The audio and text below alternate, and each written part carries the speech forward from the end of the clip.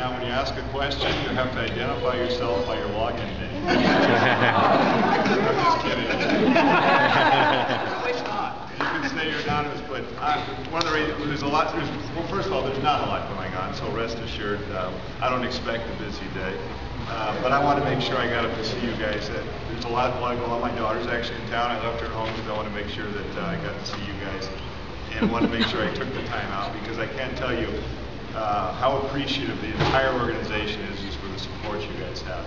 Blaise is, as you guys know, is always, whenever he needs anything, I try and at least accommodate him. As much as, hey, listen, I'm not a fool. You guys are great supporters.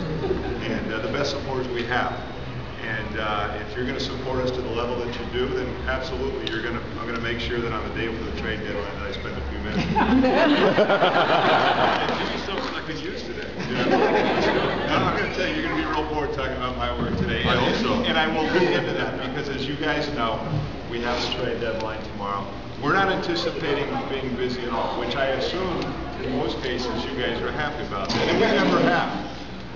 We actually, this team right here, and I'm sure you guys have gone through the ups and downs that we have, and Eric Chavez has even said it, if we get healthy, we're going to be fine. And we're just trying to get everybody healthy. The good thing is that we're getting closer to that moment.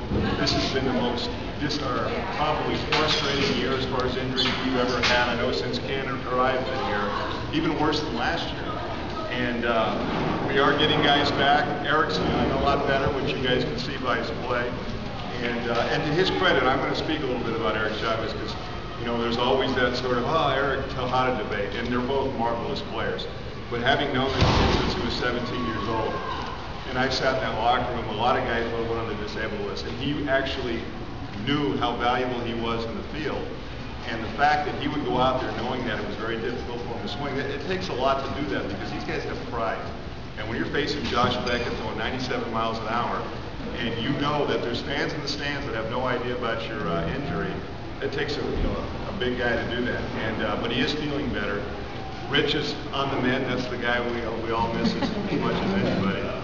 And but he is feeling better. I spoke to Rich the last couple of days, and there is some hope. And I think for the first time since he's been injured, he's actually said to me, "Hey, I feel like I'm getting better." That being said, as it applies to the trade deadline, we've always felt like this was a very good team in Pelican. We haven't been there yet. And as we sit here today, we're clinging on to first place, but with the hope that we're going to. And therefore, I don't see a real need to do anything but wait, because I'm not sure anybody we would acquire is better than the guys we have a chance of coming back. So that's a little trade deadline prelim. That being said, I don't expect to be busy the next day or so. Ken, I don't know if you have anything to say.